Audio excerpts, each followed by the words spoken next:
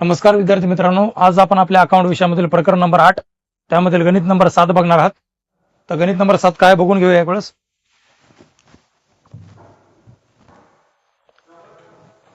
यामध्ये बघा कमी मागणी दिसत आहे. यामध्ये कमी मागणी म्हणजे काय, आपल्या इथं जेवढे भाग आहेत त्याच्यापेक्षा अर्ज जर कमी आले तर त्याला कमी मागणी म्हणतात. भाग जेवढे आहेत अर्ज तेवढेच आले तर त्याला जास्त मागणी म्हणतात. भाग जेवढे आहेत तेवढे जर अर्ज आले त्याला पूर्ण मागणी म्हणतात. आणि भागापेक्षा अर्ज जास्त आले तर त्याला काय म्हणतात, जास्त मागणी. इथं बघा काय म्हणते, XYZ कंपनी लिमिटेडने 100 रुपयावाले 4000 भाग विक्रीस काढले. म्हणजे कंपनीने भाग किती विकायला आणले, 4000. किती वाले, 100 वाले. त्यावर खालील प्रमाणे रक्कम येणार आहेत. मग ते 100 पैकी पैसे कसे येणार, अर्जासोबत 25, आवंटनावर म्हणजे वाटपासोबत 60 आणि प्रथम व अंतिम हप्त्याचे 15, दोन्ही मिळून व्हायले 100. 4000 भाग विकायला आणले परंतु जनतेकडून 3000 भागाकरताच अर्ज आले. म्हणा बघा, जर 4000 भाग विकायला आणले असते, 5000 अर्ज आले असते तर त्याला जास्त मागणी म्हणतात. अशा वेळेस पूर्व रेटाचा वापर होऊ शकते, अनुपातिक प्रमाणाचा. पण इथं 4000 भाग आहेत आणि 3000 अर्ज आले तर इथं काय कोणतं प्रमाण नाही, एकदम सिंपल आहे. सगळ्या गोष्टी 3-3 हजाराच्याच घडतील. अर्जच 3000 आले तर अर्ज शुल्क बी 3000 जाईल. मग कंपनी 3000 लोकांना भाग देऊन टाकल. मग वाटप शुल्क, प्रथम हप्ता, हे सगळं 3000 लोकांनाच मागलं जाईल ना. तर 3000 भागाकरता अर्ज आले. सर्व अर्जदारांना भागांचे काय केले, म्हणून वाटप करण्यात आले. आवंटन म्हणजे वाटप आणि मागणीच्या सर्व रकमा काय झाल्या, मिळाल्या. म्हणजे हे सगळ्या रकमा काय झाल्या, मिळाल्या. शेवटी रोज खरेदी करा. तर गणित समजून घ्या, साईडला लिहून घेऊया. 4000 भाग आहेत, 100 वाले आहेत आणि 3000 अर्ज आले. इथं बघा आपल्या कंपनीमध्ये भाग किती आहेत, 4000. किंमत किती आहे त्याची, रुपये 100. पैसे कसे येणार आहेत, अर्जासोबत, वाटपासोबत आणि प्रथम व अंतिम हप्ता. कोणाचा किती आहे बघा, 25, 60, 15. हे 25 रुपये, हे 60 रुपये आणि हे 15 रुपये, असे टोटल 100. मग भाग एवढे आहेत तरी कंपनीत अर्ज 3000 आले. मग 3. चला बघा, ही कंपनी, हा अर्जदार. काय काय झालं आता बघा, आपली कंपनी, आपल्या कंपनीमध्ये अर्ज आले, अर्जदार आले. भाग जरी 4000 असतील तर अर्ज फक्त आले म्हणा 3000. सांगा मग, 3000 लोकांनी कंपनीत अर्ज केला की नाही केला. अर्जासोबत प्रत्येकानं काय दिलं असेल, अर्ज शुल्क दिलं असेल. किती रुपये येणार आहे अर्ज शुल्क, 25 रुपये. सांगा मग, हे अर्जदारानं कंपनीमध्ये अर्ज केले ते बी 3000. आता भाग 4000 असून काय फायदा आहे. आपल्या इथं 100 वस्तू आहेत, पण घ्यायलाच 50 लोक आले तर त्या 100च्या काही फायदा नाही. घ्यायला किती आले तेवढंच बघा आणि त्याला द्या. तर कंपनीमध्ये 4000 भाग असून काही फायदा नाही. अर्ज किती आले, 3. म्हणजे 3000 लोक अर्जदार कंपनीमध्ये भाग घ्यायला आलेत. तर प्रत्येकानं अर्जासोबत काय दिलं असेल, अर्ज शुल्क किती किती रुपये, 25 रुपये.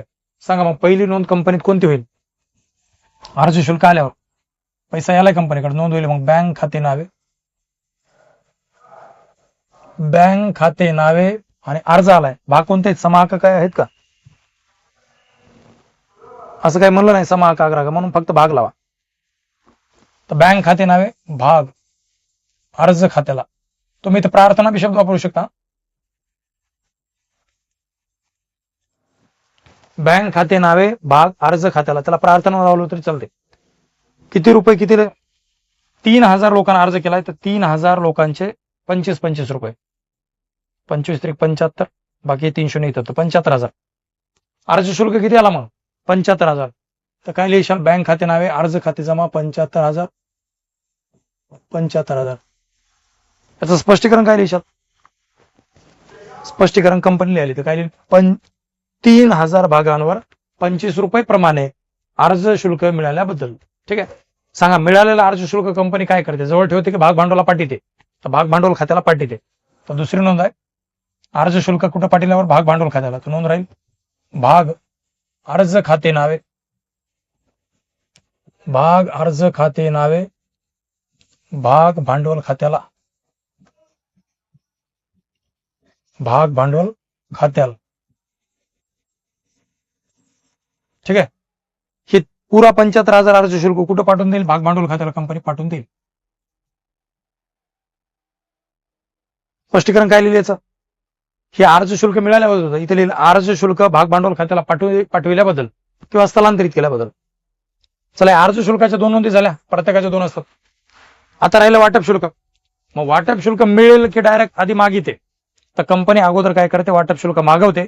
मागवल्यानंतर तो काय होईल, मिळेल. तर वाटप शुल्क जर कंपनीने मागवला या अर्जदारांना 3,000 लोकांना, तर मागवल्या नोंद काय, वाटप शुल्क मागविल्यावर, तर नोंद राहील तिसरी, भाग वाटप. त्याला आवंटन नाही म्हणतात हा. इथं आवंटन शब्द लावला जातो, याला प्रार्थना, याला आवंटन, पुस्तकात ते शब्द असतील, हे लावलं तरी चालेल, ते लावलं तरी चालेल. भाग वाटप खाते नावे, भाग भांडवल खात्याला,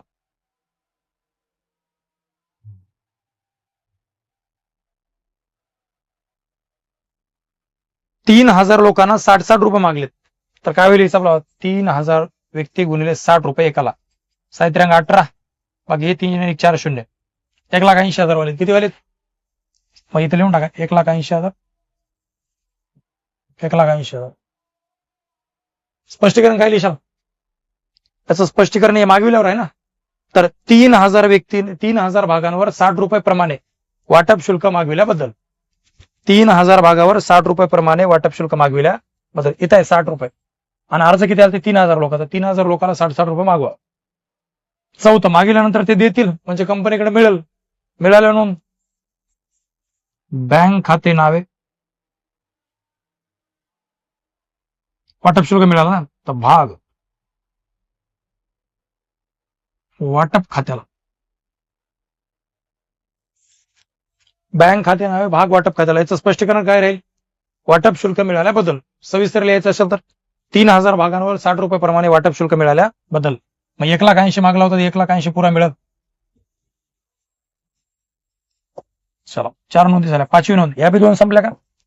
शेवटचा हप्ता मागविल्यावर असेल. आता कंपनी त्या 3,000 लोकांना हप्ते मागवल ना, तर प्रथम व अंतिम हप्ता एकत्र आहे, तर मागवल, तर मागविल्या नोंद काय, भाग शब्द समभाग शब्द जिथे लावताच आपण, तर भाग प्रथम व अंतिम हप्ता खाते नावे,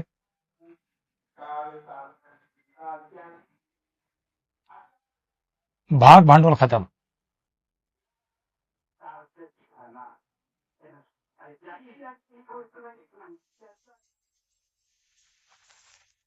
भाग प्रथम व अंतिम हप्ता खाते नावे, भाग भांडवल खात्याला. किती रुपयाचा हप्ता आहे, 15 रुपयाचा आहे. 3,000 लोकांना मागायचंय, तर बघा मग 3,000 व्यक्तींना 15-15 रुपये कंपनी एकदा मागते. 15-45, बाकी 3 शून्य लावले तर 45,000. किती वालेत, 45, तर इथे येतील 45,000. स्पष्टीकरण काय असेल याचं, हे मागविल्यावर आहे ना. तर 3,000 भागांवर 15 रुपये प्रमाणे प्रथम व अंतिम हप्ता मागविल्याबद्दल, 3,000 भागांवर 15 रुपये प्रमाणे प्रथम व अंतिम हप्ता मागविल्याबद्दल. मागेल्यानंतर 6वी नोंदीमध्ये काय होईल, ते मिळेल. तर मिळाली नोंद 6वी, बँक खाते नावे, बँक खाते नावे